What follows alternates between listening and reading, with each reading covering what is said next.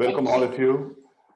In today's, what used to be called earlier the advanced webinar or supervision webinar, which we now call the future of coaching, because we are really looking at various trends, things which are not normally covered in a coaching conversation. Please do enter your names, where you are from, if there are any areas of special interest that you might like to cover during the session or later. Please do address panelists and attendees. The default setting usually is only for panelists, so it'll just come to us. So if you're asking questions, it's good that everybody gets to see what your questions are and relate to the context in which you're asking the question. And please put all your questions on the chat box and not on the question box. There's probably a question box also in some of the Zoom webinars, but please don't use that. Please put them on the chat box. And as we go along, Shambhavi and Pritika are going to run this session. I'm going to be in the background, except towards the end where I might get involved in one of the exercises. There are about 3 or 4 exercises which sort of outline the whole process of improv or improvisation, as it's called. And after each of those, or even in between, if there are any questions that you have, comments that you have, please post them on the chat box so Shambhavi and Pritika would be able to answer. First of all, just to give you a background, I don't know how many of you probably have looked at that. There were a couple of posts that long ago I had blogged about in Coacharia website. It just happened that some years ago, probably about 5 or 6 years ago, in Chicago, I attended for 2 years sessions on improv or improvisation. Second City is considered to be the motherlode of improv in a sense. It graduated many people who later became comedians, and they feature on Saturday Live and so on and so forth, TV shows in the US. And that was pretty much, in a sense, if not the birthplace, it was actually the foundational growth space for all improv. And I joined that program because my son, who's also a coach, and he did a 1-year program on Second City. And he told me this is something that you must do because it's tremendously of great value to coaching. I really didn't have any idea about what improv was. I had no interest in theater, though I had fooled around a little bit of theater in my early days of career. One of the things I very, very quickly learned was how much improv can help you in coaching. At the simplest level, improv is all about not knowing. You just don't know what's going to happen next. All that you are doing is to respond by deep listening, deep curiosity, deep attention, and then you are responding to the person with a completely client-centric attitude. And you have to have tremendous awareness. In fact, anyone who studies improv would automatically imbibe all those skills which are required for coaching. Whether you want to use it or not, that's a different matter. So I think some of the things that Pritika and Shambhavi are going to sort of role play is going to be to establish or explain these kind of how some of these things are relevant, even in terms of communication, some of the stuff that they're going to do, in terms of how responsive you need to be when you are dealing with another person, verbal and non-verbal cues, and how you get the awareness, or how do you, from there, you can take on that. I'm not here to say that improv is coaching. It is not. Improv, as the name implies, is purely improvisation in theater. But it has got so many elements which are so powerfully capable of being used in coaching that anyone who tries a little bit of improv and get the skills of improv would certainly be a much better coach. So I'll stop here. And as we go along, if there are any questions, please put that on the chat. As I said, please use the panelists and attendees, not just the panelists. And you're welcome. In between the various role plays that they're going to do, Shambhavi and Pritika would answer questions. So wait for that. You don't have to wait till the end of it. And if there are any of you who have some experience in improv and you really would like to come and share that on the panel, you let us know at some point in time. When there is time, we will bring you on the panel as well. Otherwise, we will just take your questions from the chat box. Over to you. Shambhavi is training with us with Anita in Delhi, and that is how I came to know about Shambhavi's interest in improv. and we've been wanting to do it for quite a while now. Pritika is a friend of hers who's also in the improv space. So give them a big hand on the chat box, and over to you, Shambhavi and Pritika. Okay, thank you, Ram. Hi everyone, thank you for joining us this evening. I'll tell you a little bit about where my journey with improv started, and then move into introductions. But just before we get there, I wanted to just tell you a little bit about how this interaction between improv and theater and coaching came to be for me. I'm also the co-founder of Oddbird Theatre and Foundation, which is a New Delhi-based nonprofit that supports, develops, and showcases performing arts. And I've been very interested in the use of theatre and art as learning and development tools for building progressive communities with empathetic individuals. And that's where I found that the transformative and the experiential aspects of art play a very critical role. Pritika and I have worked together at Oddbird and in various theatre collaborations over the years. And she'll be joining us for a brief segment today to take us through the games, through some very simple techniques. And while we were trying to adapt this presentation, we realized that this is normally something that's done in a space where people are in front of each other, they can see each other, they can feel each other's energy. And sometimes trying to demonstrate theater techniques in a little box can be challenging. So this is the first thing that we do in improv, especially when we do it online. We just sort of acknowledge the boundaries of the box, the screen that we occupy. And here is a game we play to break the ice and tune into one another. So I'm going to come back in just a second. And I'm going to need you guys to observe and maybe even type in the chat. Whatever you see, whatever you have come across, that might have, just a second.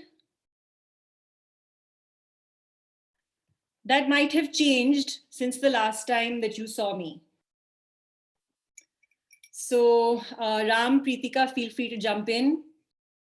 From the first time that we made an introduction to now, someone has said I didn't see you before. Okay, and we've got specs, cup, and hairstyle. Yes, yes. Glasses not on your face. Yes.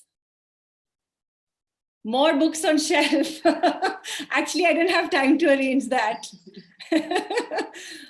But yes, that is actually it. And it's a really quick game that we play when we're moving online. And I thought I would introduce you guys to it, since we tend to do more sessions with clients through this medium now, through Zoom. So it's something that kind of quickly helps us to connect with each other and say, and sort of be present with each other. Shambhavi, speaking of being present, there was two lovely ones. One was you were smiling more. Someone noticed that you were smiling more. Okay. And that your hair shifted to the other shoulder. Yes, yes. Great, great presence. So now we're going to jump into some slides and then go into games. If you can just bear with me a minute.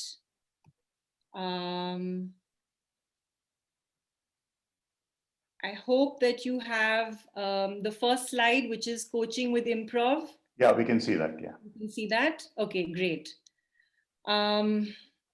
So what does any of this have to do with coaching, really? And before we really get into the nitty-gritties of that, I wanted us to ask ourselves as a community of coaches, how comfortable are we really with the following scenarios? You know, when you're talking to a client and there's a lot of material coming out, the client is saying lots of things, but you don't know what question to ask the client next. How comfortable are we with really being in the moment with the client and going with the client's flow, not our own. When I say that, I really mean very often when the client is expressing himself, sometimes there's an internal dialogue that's going on in our own heads, trying to break down and process, trying to understand what is being said to us, and then preparing ourselves for how we should respond next.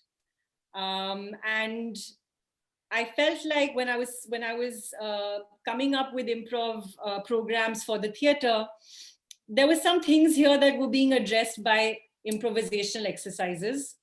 So we used to work on a program for using improv for upskilling and wellness. And there were a lot of similarities between the required competencies. So I did a little bit more research and found that the practices of improv have a very wide variety of applications. And it seems like it's really actually a very fun way of practicing tools that can make us better coaches and also help us to tackle various concerns with clients. So what is improv? Improv is essentially the art of creating a scene or a story or a narrative out of a given suggestion or offer. So in improv comedy, the scene, the plot, the point of view, the climax, they keep building one on top of each other on unplanned offers or suggestions. So for example, if I'm on stage and I am the improv player that evening and you are all in the audience, I might ask you to suggest a location to me. And then one of you might suggest a location that says bus. And then my story has to start on the bus and move on to the next step with my players. So the scene is literally unfolding in real time and none of us know where it is going next. Just to give you a small example, I don't know if you guys are familiar with or remember that American comedy show called Whose Line Is It Anyway? Hosted by Drew Carey. So that to me was sort of the final understanding of how improv games work. And you'll see here, I've outlined really quickly the 4 basic pillars of improv, which is in this very easy to remember acronym called LACE. L for listening, A for acceptance, C for commitment, and E for expanding. And I'll expand on all of that in just a minute. Before we get to that, I just wanted to sort of discuss that these things have been already in practice for many other fields, whether it's business in terms of strategy and managing startups, whether it's medicine in terms of emergency or first responders, or surgeons who need to make critical decisions in split seconds, or whether it's people in education and human resource development who've been using the techniques and the games of improv to create greater flexibility, more collaborative mindsets, and teach a whole bunch of inter and intrapersonal skills.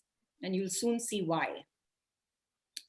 So here we come. We start with the basic 4 things of improv. Listening, acceptance, commitment, and expanding. And I noticed it was quite effortlessly mapping to PCC competencies. And I'll quickly reference some of the ICF's updated markers that come to mind. Embodying the coaching mindset, which is to be open, curious, flexible, and client-centered.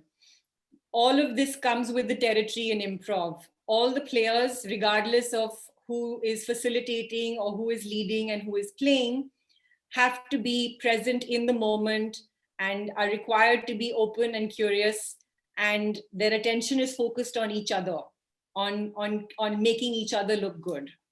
The gameplay cultivates a lot of trust and honesty, and essentially the spontaneity and creativity required to play these games really helps us to maintain presence physically and mentally, to actively listen, and to evoke awareness. So allow me to expand the idea of listening. It's not just about hearing words. It's very deep, attentive listening. I mean, you have to be there with your whole body, looking at things beyond just the words to the emotion and the physicality and the entire context.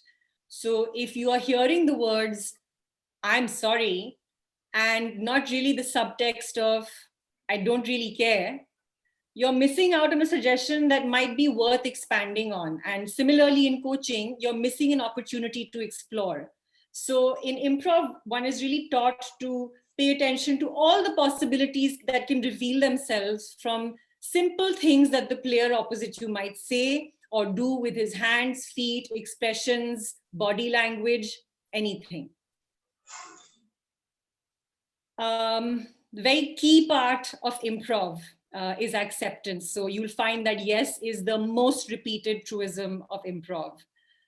When a player gives an offer, when someone makes a suggestion, it has to be accepted as real. Now, this does not mean that it's that you agree or you comply or you approve. And it doesn't literally mean you say yes, although a part of the training is to do exactly that. But the suggestion must be validated. There is no time and there's certainly no purpose to evaluate what was the intention of the previous dialogue, why was it coming out, what is the cleverest way to proceed with this. So literally everything that comes to you is acceptable and there are no mistakes, not from your team player and not from you. Which brings us to commitment and the idea that the first reaction we have when we're playing games in improv, the first thought that comes into our heads, that is worth committing to. So we really have to trust that our instincts are right and will be accepted by our co-players. And if we think about how this kind of works out in the real world, we spend a lot of time second guessing and weighing in pros and cons of everything we do. The whole point of improvising on stage is to actually enjoy complete commitment to the idea, the first idea. And the idea can be quiet, it can be gentle, it can be loud, it can be silly, it can be, perhaps even dangerous. But at that point, it is the best idea in the world and it needs our commitment. And from that, we finally move to expanding. So we have the someone giving us something, we listen, we accept it as true, we commit our reaction to it, and we expand on what we've been given by contributing another little element to help flesh out the idea. So that's called expansion. It's just incremental. If Pritika says to me, I have an apple for you, and I say, thank you, the apple is great, I've been very hungry. I've remained in the same universe, but I've just taken that little idea of the apple further, just a little further. Nothing funny, nothing hilarious, nothing even super creative about it. But all we are required to do when we're expanding is be spontaneous, accept what our co-player has given us, and remain flexible and adaptable going forward.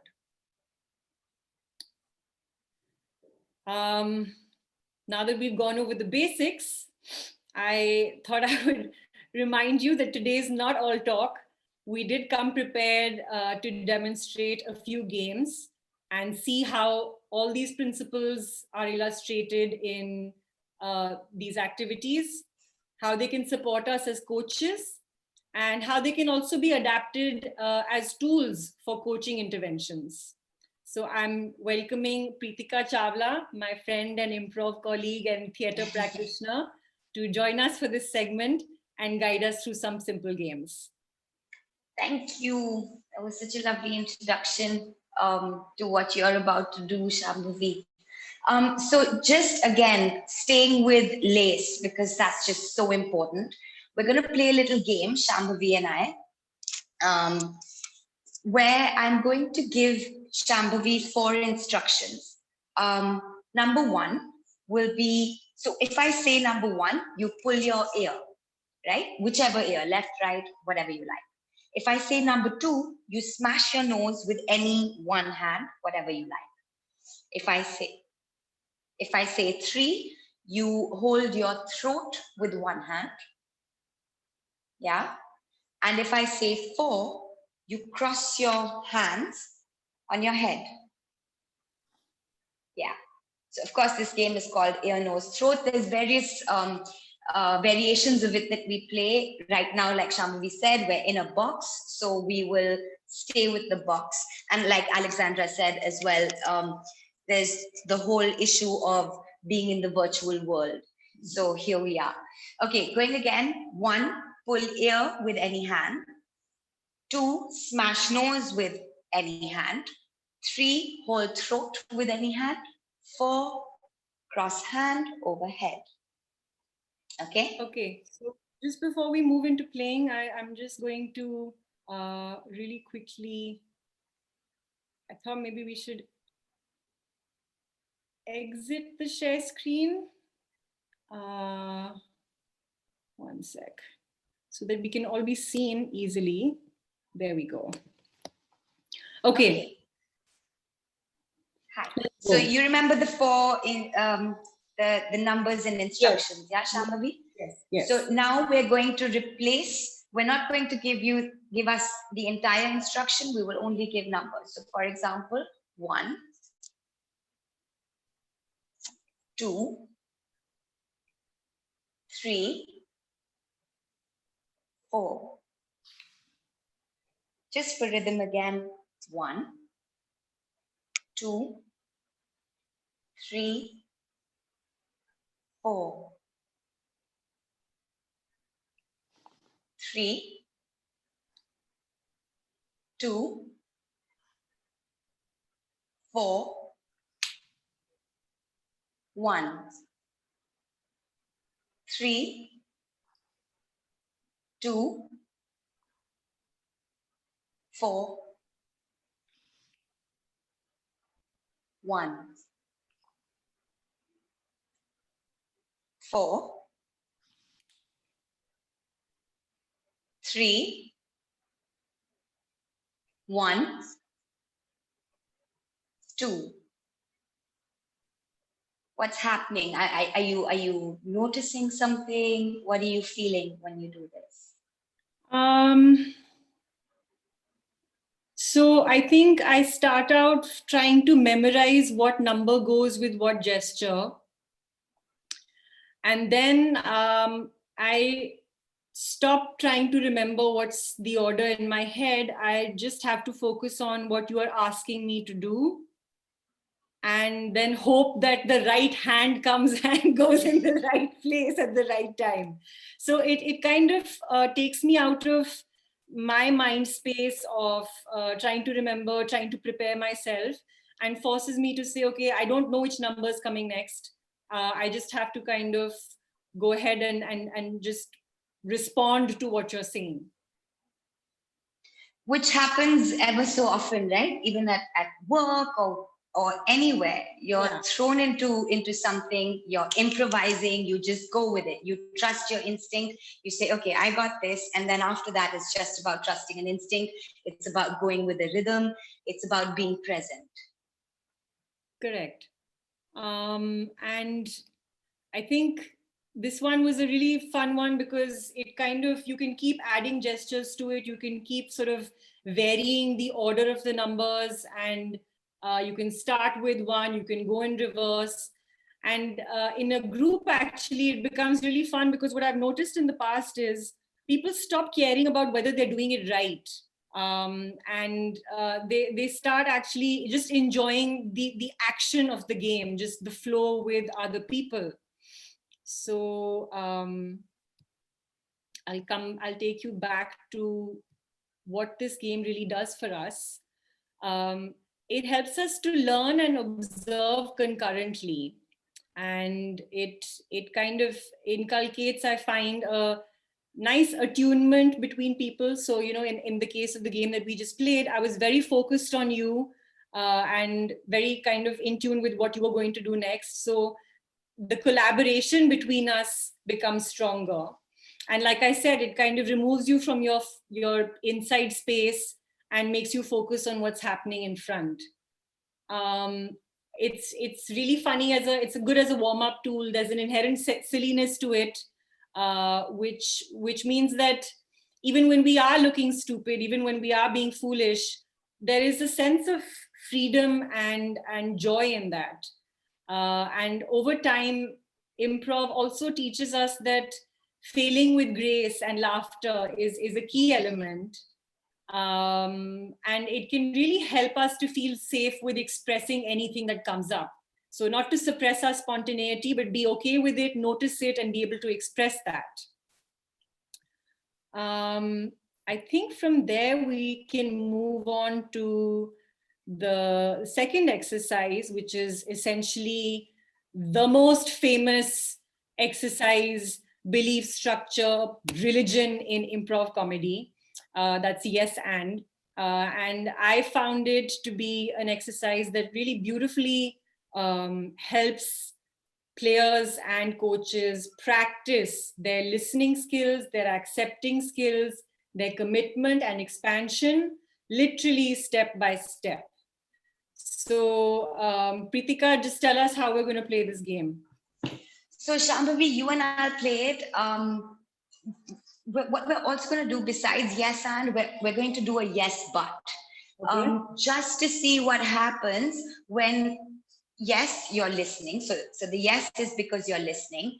The and is because you're building on something, expanding on something.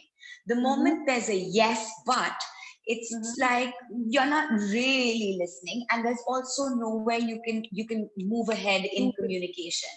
Okay. So let's do the yes and first. Basically, what we're going to do is we're going to build a story, you and I. Let's start with a once upon a time story. Again, this is a box, so we're going to work within the frame we have. So let's start with a once upon a time story. You say one line, I will yes and addition to the story. Okay. Would you like to start, or would you like me to start? I can go ahead. Okay.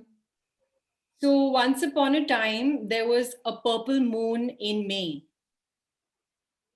Yes.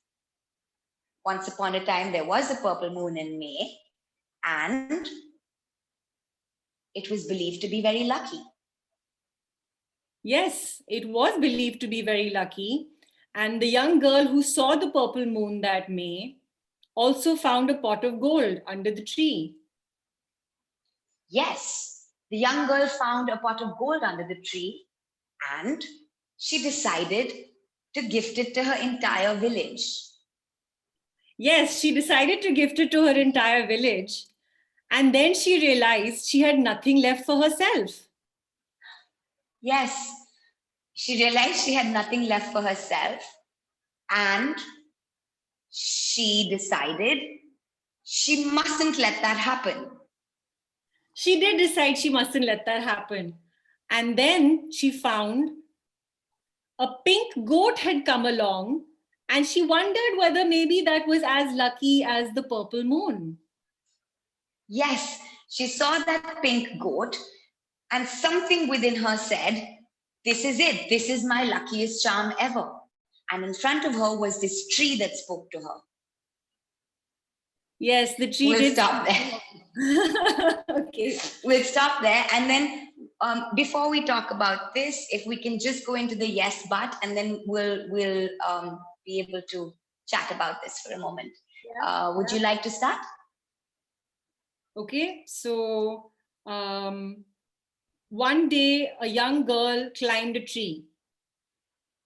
Yes, one day a girl climbed a tree, but she didn't get very far up because she realized she didn't know how to. Yeah, she didn't know how to, but she could have always tried harder. Yes, she could have tried harder, but she thought, if I don't know how to do this, how do I climb? Yes, she did think about how she's going to climb, but she didn't realize that there was a way to learn from her brother. yes, she didn't realize there was a way to learn from her brother, but she could have. So I'm going to stop right there. You see, the yes, but really goes nowhere because you're not trying to expand. In the yes, and you are mirroring what the other person has said. And so that's an acknowledgement of hearing them, listening to them. There is also the commitment to take this further. With the yes, but that commitment is not there. That immediate middle step is taken out. And so there's nothing to expand on. Yeah, Shambhavi, over to you.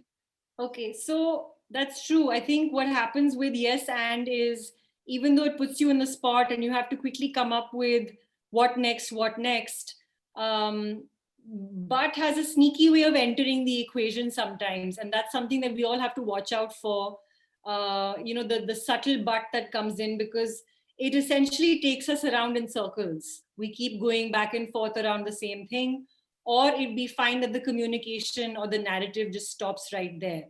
So essentially what this game is doing is it's helping us to practice our listening, our spontaneity, commitment to our initial instinct, and building on what the client offers, and really collaborating with what the external offer is instead of preconceived ideas. So when I started the story about the purple moon, I might have imagined that it would end up in a feast for the village, under the purple moon. But it really doesn't matter, because my partner is coming in with a different suggestion, and that's the one that I need to respond to. So one finds that it kind of helps you also affirm your own creativity and self-belief, because anything I say is accepted by my partner and vice versa, which really helps us to sometimes move past small emotional resistances that come up. When you actually forcibly say yes, and we have to build on it, what really happens? What are the things that come up? How does that help in a coaching scenario? So I wanted to I brought up these two games to see how we can employ improv techniques to help us as coaches to sharpen our competencies. Essentially practicing the same skills that improv actors use for comedic success on stage also helps us to become more flexible, more creative, and better communicators. So while improvisers are credited for this ability to create entire shows without a script and really have us, sort of rolling in the aisles with laughter, it's not some kind of a elusive inherent aptitude. Professional improvisers actually develop the capacity to listen and collaborate through these kind of games, and that allow them to practice and hone these skills. So these impact not only coaches, but also clients. And I'll quickly talk about what coaches can expect. Like I said, it helps us to sharpen all our competencies, specifically listening, without judgment, with curiosity, and it pushes us to be attentive and present with our entire being. So if this is something that some of us feel we have to meditate for or practice, improv is a really fun way of learning these things. The second is that improv is really good to quickly break the ice and make connections with each other. The whole idea of playing games, of having that informality, that fun atmosphere, it makes us more open and accepting, and we learn to really support the other person beyond making ourselves look good or clever or funny. And another thing is that it really gets us out of an evaluative frame of mind. So possibilities begin to open up. Suddenly it's not so much about what can't be done. It's more about what are the new ways to look at this? What are the creative solutions to it? And in a coaching context, how do we respond more productively? How do we really see new things in our clients? Not our preconceived ideas, not our preconceived reactions, but how do we sort of go into what they're saying, what their patterns are, so that we can attempt to get to that more substantially. Another really important benefit is that it improves our agility. We're in the moment, constantly thinking on our feet, and one finds a sort of greater freedom and flow as the secret of dancing in the moment comes up. That's why the gameplay is so interesting. There's better agility. We can fully customize our observations and our questions for each client rather than for each situation. We learn to stay out of our own heads. So, we're not critical, we're not judging ourselves, we're not judging the client. And that gives the space to capture some of those aha moments that we're all looking for, those intuitive insights that can facilitate a breakthrough for the client. And most importantly, I think like improv helps us to be mindful. Everything that is happening is thought and said on the fly. It's all in the moment. There's no time to get upset. There's no time to think about what just happened, why it happened, what the underlying motivations are. You just have to keep going. And it really sort of teaches you to stay right there in that particular time with that person. Universally, the practice of that kind of principle of mindfulness really improves our overall wellness and awareness. Now, before I move on to the next set of games, I just wanted to go ahead and see if there are any questions that we need to take. Yeah, Shambhavi, there was one question. I answered it in some ways. Avinash said, a client is in an yes but situation. What can the coach do to help? Okay. So my suggestion is that this is a good time to play, and you can literally play it as a creative exercise to begin with, and then see how to introduce that as something to associate with the client's problem more specifically. So just the way we played this game of Yes and, Preetika and I, Avinash, perhaps you could ask your client for permission to play some kind of a creative game with them in the session where you just try and build a story together. What we've tried in the past is to be really creative and outrageous, so that kind of opens up the flow of words, of ideas, of thoughts. And then slowly you can move from that creative, fantastical yes and to the situational yes and. So how does this actually associate with what you are experiencing now? How does this actually relate to the situations that you're going through at this moment? It's really important at the end of every yes and exercise to see how the client is feeling. What are the things that are coming up for them? What is it that's emerging in their awareness? Because when we play games, we're in the moment, we're going for it. And then we kind of take a quick step back and say, okay, what is happening in me, for me, and outside? And that's often a good place to bring their attention to what their patterns are and how they might want to think about breaking them. There's an absolutely brilliant comment from Earl, who says that the yes and the yes but come from different parts of the brain. The yes but comes from the amygdala and the yes and from the prefrontal. I never thought of it that way, but it's absolutely true. A couple of other questions which have been asked. Vinita Joseph asks, I'm assuming that there can be bad improv too, especially cross-cultural situations. How do we set ourselves to ensure we don't fall into that trap? And there are a couple of others after that. So in my understanding of improv, there is no bad improv. There is no mistake in improv. It is anything that happens is okay. The idea, of course, is to prioritize the establishment of a safe space. So that's a very key practice that we follow in all theater and improv exercises that we do, which is that everyone feels physically and emotionally safe to express themselves. And that's what we do in a coaching setup as well. And then if something is not coming, is not translating the way we intended, can we have a conversation about that? Can we ask, what is it that didn't land well?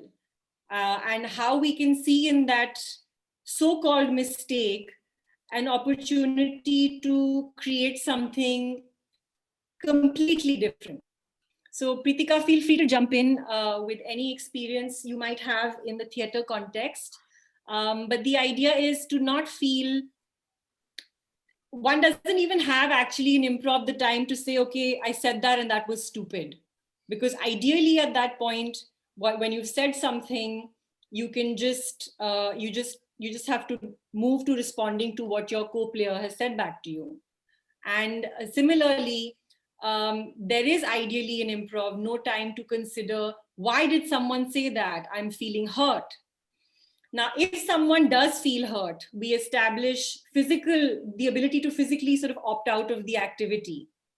But that is just to help the person feel like they have no obligation to be constantly involved, not because the activity itself has something inherently wrong with it. Yeah, Shambhavi, I mean, very simply put, there is no such thing as a bad improv, because the whole ethos of improv is about the acceptance. Yes. So if somebody deliberately wants to hurt somebody, that is stupid and moronic, and that's not improv. Yes. Because the whole idea of improv is, like in coaching it is about the respect to the other person, treating the other person as equal, being client-centric. So it's like saying, oh, it's bad coaching because somebody is giving a solution, because you're not supposed to give a solution in coaching. That's the only way that I can put that. So I think as long as you define improv correctly, then it cannot be negative. That's all. Yeah. And there's just simply no right or wrong. Yeah, absolutely. And the whole purpose of improv is really to keep the conversation going, the communication going. That is why the yes but is really not advised, because the yes but closes the conversation. The yes and opens the conversation. So that is what is the greatness about improv. It allows you to continuously keep on exploring opportunities, the endless possibilities, how you can communicate with each other. One other question that came up here was, Earl and others, please change your default setting to panelists and attendees, because people are not able to see your comments if you just address it to only us. There was one question. Pat had asked, can this game build trust in a team situation? The answer is yes, but can you explain, please?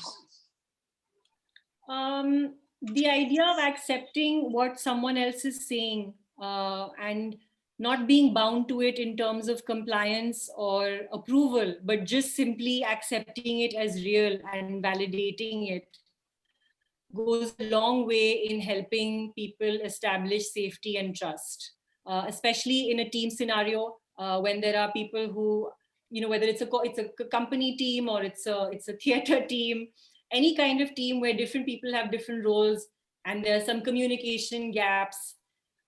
Just playing the game where the inherent nature of the game is to respect the other person's point of view, accept it, and then build on it, not block it off, not close it at that point, not lead to a dead end, but actually put something of yourself in it to expand it a little further, really helps to bring about a sense of collaboration and togetherness. And all of that goes towards feeling more trust towards your co-player, towards feeling safer in being in their company and doing something with them, and a sense of satisfaction that that you're all kind of pitching in little by little into creating something together. Yeah, Shami, I'll put it slightly differently. Also, sorry. Yeah, Pritika, please go ahead. Yeah. No, please, Ram, go on. No, please, you go on. You cannot improv without trust. I would put it the other way around. It's a horse before the cart, not the cart before the horse. If you want to build trust in a team environment, and I would use improv as a prop for them to understand, to build trust. Because unless you trust one another in improv, unless you respect one another and you create the safe space, you cannot continue an improv scenario. And that in turn, of course, breeds trust. Because if somebody doesn't want to play the game, they can always break it off and there can be no trust as well. So I would leave it at that, saying that, yes, it's an amazingly powerful way of how you can enable people to build trust with one another. Yeah, Pritika, you were saying something. Yeah, please. I wanted to add right there that when you're doing, especially when there's a room where people don't know each other, how you're starting out, what topics, what sentences you're using to start out. Like Shambhavi said earlier, the more outrageous, the less one is in their own body or in their own belief systems or anything that might be holding them back. So it might be fun to kind of, like Shambhavi, for example, completely threw me off. To be very honest, we had prepared, we'd kind of gone through these games a little bit. And when we played Yes and with each other, it was a completely different story. I thought that she might be coming in with that story, but she didn't. She came in with a pink moon, and it was great. It threw me off, but it was not something that I was personally invested in. And so I could get out of my body, get out of my mind, and be with her. Yeah, I mean, there are a couple of other questions. I'll just, because of the interest of time, I'll just quickly answer them. Somebody asked, is improv not recommended in certain situations? I don't think so. Unless you are in a solutioning mode and you want to be directive and you want to be authoritative and you want to be a dictator, of course, improv doesn't help because it doesn't work in that context. And there was another question. Naval, somebody asked, I find it difficult to play yes, but when trust is not built. I don't know what that means. I find it difficult to understand. But I just want to refer you to those of you who have read Marshall Goldsmith, What Got You Here Won't Get You There. In fact, this is specifically one thing that he says. One of the things that which derails one's behavior and makes it unserving to that person is the yes, but. Somebody tells you something and you say, yes, but actually what you're really saying is you are stupid, you know. I'm on the face of it, I am agreeing that yes, but then I'm digging a ditch under your feet so that you can fall into it and say, so it's a most obnoxious and disrespectful way of continuing a conversation. So anyone, the moment I hear somebody saying the yes, but, immediately what comes up for me is a kind of a character who's really manipulative. So he doesn't have, or she doesn't have, the guts to say upfront that I do not agree with you, but you passive aggressively, you put on a frame of saying yes, and then try to stab that person with a but. So just understand that. I think that is where the whole context of the yes, but comes in. And this beautifully explained by Marshall Goldsmith in those 21 kind of behavioral challenges that he poses. The yes, but is to be avoided. Don't add too much value. Don't criticize in public. Always always praise in public, but criticize if you must in a development way. And these are some of the things which are, I consider it a Bible, Marshall's book. And yes, but is enshrined in that. In a way, improv is enshrined in that. Yeah, sorry. We can answer the questions as they come along. It's somebody says yes, but is equal to no. It's much worse than no. If you directly say no, it is fine. It's authentic. It is congruent. But you're not saying no when you say yes, but. You are pretending to say yes, but in fact, you are slapping that person in the face, then adding a but to it. So that is what is obnoxious about yes, but. Yeah, please continue. I think we'll restrict it to the last one, whatever you are going to play. Or why don't you go along with the other one, the reframing kind of exercise, since you are both in a flow at the moment. Okay, so should we go ahead? It's up to you, because you will have probably, you just have about 10 minutes left. So I think you would have time for probably just one. Okay, so let's just quickly go ahead with this game, which we call Bird Plane Superman. Essentially, one second. Essentially, so the idea is to look at things in different ways. So let's say that we pick an object. I have a pen. Pritika, do you have a pen? Okay, so I'm going to use this to represent something very specific through mime. And then in a physical scenario, I would pass it on to Pritika, and then Pritika would take it, represent the same object differently, and then pass it on to the next player, and so on until time runs out on something. Now, the key is that the answers should come within the first 3 seconds. So, for example, I would say, this is a pen. Also, feel free to chime in with suggestions, everybody. Yeah. So this is a pen. This is an eyeliner. This is a toothbrush. This is a hair tie. Pritika, do you have any ideas? This is an earbud. Okay. This is a nail file. Mm-hmm. This is a torch. This is a spoon. This is a sword. Ruby, you and I thought at the same time. Yeah. So you can start this way and then take a time out after playing a few rounds with your client, and then reflect together on the objects and feelings that come up. So I'll do a quick conversation with Pritika to show how we could look at this in an actual coaching conversation. I'll be the coach. Pritika, you're the client. Why don't you tell me about a situation that you've been experiencing recently, or something that's been on your mind? As an actor, something that's very, very often on my mind is constant rejections at auditions. Okay. That's something that I am constantly dealing with. Okay. And really, like, how does that make you feel?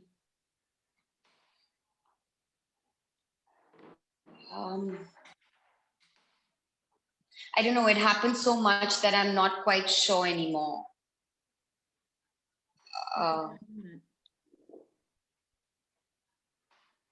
Okay. Do you think that you could try and find, let's play a little game, if that's okay with you.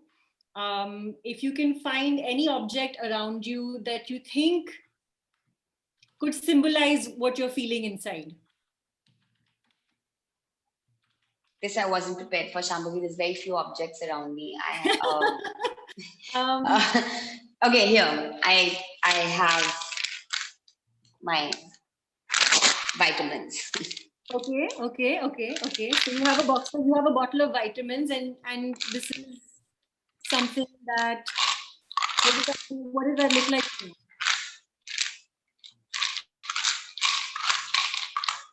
I suppose hollow, noisy, yeah. Okay.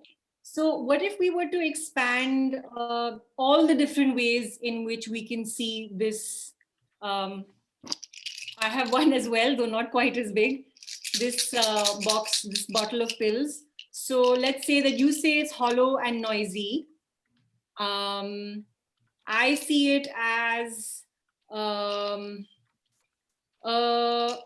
castanet from which you can make music when you're dancing. Could you see it as anything else? Possibly a telescope to look ahead. Okay. I also see it as a microphone through which I'm heard louder and I can sing confidently. A stethoscope to get a feeling of what's going on in me. Okay, that's really interesting. Also, this is a blush brush. It brings out the best in me. It brings out all my nice attributes. Yeah. Anything or a lip else? balm. Okay.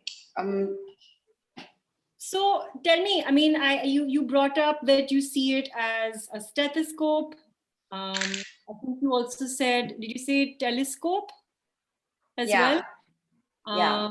And also hollow and noisy. Now, if I was to ask you, how did those words come up for you? And if you can see any relationship between that and what you're feeling like inside. You know, when I started playing, when you started asking me to think of other things, I actually forgot about the hollow and noisy that I started with. Okay. I felt almost lighter, thinking, you know, that's true. Actually, things can be seen from different perspectives, and the same pillbox that's feeling heavy and noisy or hollow and noisy could be so many other things. That's interesting. So, time out. Pritika, back to you and me. Just wanted to kind of discuss, how do you feel like the game itself kind of works in this scenario? I find that it draws your attention, even within, even myself as a coach, draws my awareness to what is sort of emerging slowly but spontaneously, and it's kind of coming up, and I'm not trying to say, oh, this doesn't make sense, or I don't understand why this word is coming up right now. So how is it for you? It instantly helped me come out of my head. You know, Okay. this is a scenario that has been a heavy one for several years, but you kind of guided me into, you came up with the first one. I see this as something else as well. I've forgotten what the first one you said was, but that kind of opened my mind into thinking of hopeful things as opposed to heavy things. I think that's what was going on with me. Yeah, I see that. Okay. So it's something that can be really innocuous and fun, and then based on the kind of ideas and thoughts that bubble up to you naturally, you can really go back and look at them and say, okay, of all the things that I could have said or would have said, how did these things come up, and how does it kind of associate with something that's going on inside? The other way I feel this is really kind of helpful is because it uses something external to you, whether it's body language or a gesture or an object, to express yourself when putting words to feelings is a hurdle. You know, sometimes things are painful, or they are frustrating, or one has just said them so many times that you don't have new words anymore.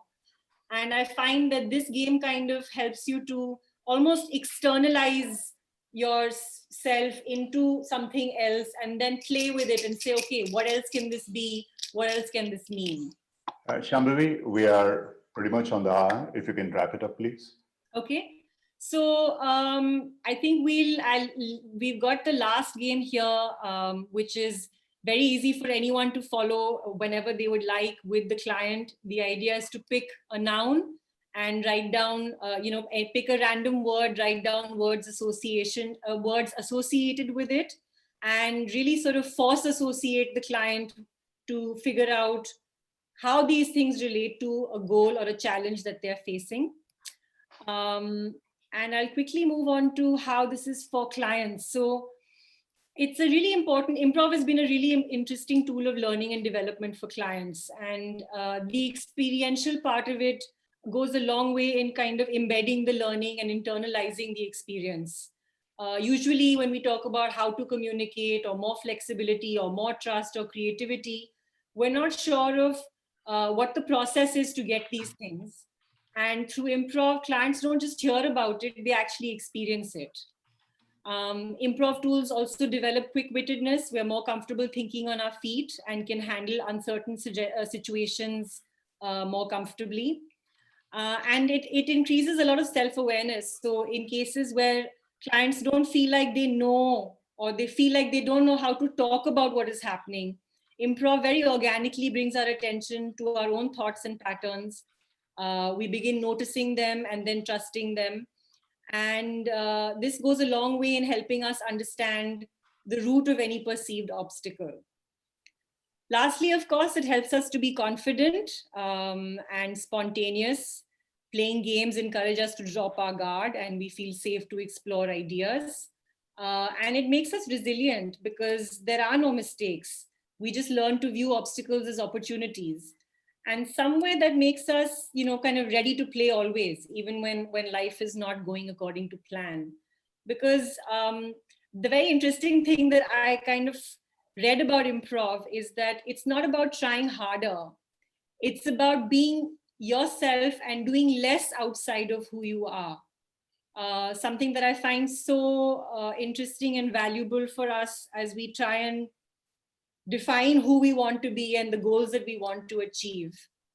You will see that the principles of improv have a much bigger application than performance. It really fine-tunes our ability to communicate ideas clearly and very quickly in real time assess what other people are saying and respond in supportive ways. And like Ram mentioned earlier, it's just keeping the conversation going. It's the forward momentum, not the accuracy, not the smartness, not the comedic effect that is key. The important thing is to keep the action going forward, which very often means that just good enough, just incremental right now is perfect for improvisers and for coaches. With that, I'll conclude our section on improv techniques for coaching. Want to thank you all for coming today, and thank you so much, Pritika, for helping me with this section. And wish you all a pleasant evening or the rest of the day, depending on where you're signing in from. Thank you very much. Pritika, you have anything to add, please? You have anything to add? No, thank you. Thank you for having me. This was really quite wonderful for me as well. Yeah. Thank you. Shami, if you can just stop sharing the screen, please. Thanks a lot. Yes. Yeah. I just want to end with this. There are a number of questions which are about, are you trying to influence a client to be positive? Okay, let me answer it this way. Okay, I'm putting on a password. Somebody had asked for it. Use improv as a password. I don't even know what the password is, but this would be fine. The whole objective of coaching is to empower the client. If that is not what you think is the objective of coaching, there's no point in coaching. You are not there to make the client feel negative. Even if the client feels negative, the whole objective is to empower the client by reframing, by being positive and so on. And that's really where improv comes in. And that's one of the reasons why improv is primarily used in comedies and not in tragedies, because the whole purpose is not to make someone go into a vicious cycle. So if you understand that, then you get the rest of improv very quickly, because you can work with a client and tell the client, okay, play these games. Maybe they are silly, but they might take you out of the space that you are in, the hole that you have dug yourself in. So you need to understand improv from that context. And how do you reframe the yes and instead of the yes but? And these are the tips of the iceberg, but there's a lot more in improv, which is about how do you positively engage the client in a conversation which leads to positivity. So for example, if the client is feeling negative, like what they did with the miming expressions and so on and so forth, can you ask the client to say, hey, this is what I sense with you. This is what is happening to you. Is there a possibility for you to try and present me a few moments of your life when you have been extremely joyful? So how would you do that? Or something of that sort. Let the client enact that. And the moment the client gets into that space of enacting it with the body, something automatically shifts in the mind, because the body influences the mind. It's as simple as that. So in improv, what you are doing is to engage somatics, ontology, emotions, thoughts, sensations, and everything together, and bring it together in an integrated fashion. We don't have the time for it in 1 hour to do it. Perhaps people like Shambhavi and Pritika can build a 30-hour program, which will be very happy to offer to you people. But this is just to give you the flavor of what it is, to understand and create an interest in you. And if you have some other kind of improv theaters around you, people who are doing improv, please engage and learn for yourself. It's something totally amazing. It opened my eyes. For 2 years, I went through this program at Second City whenever I was there in the Actually, US. Second City is doing programs online now. Oh, online? So, Okay. yeah, we can sign up for that. Yeah, you can sign up. You guys can offer a program. Probably we can host those programs. Okay. And thank you very much. Thank you for all the wonderful comments that you have put in there. And it gives us an opportunity to also relook at the whole aspect. Earl, thanks for that wonderful comment about which part of the mind the yes but is coming from, the amygdala, and the yes and is coming from, which is a much more reasonable state of where you are. Thanks. Thanks, Shambhavi. Thanks, Pritika. Thank you. Thank you, Thank Ram. you, everyone. Have a good Diwali. Bye-bye. Yep. Great Bye-bye. Diwali to all of you. Bye-bye. Take care. Happy All the best. Diwali. Bye. Bye.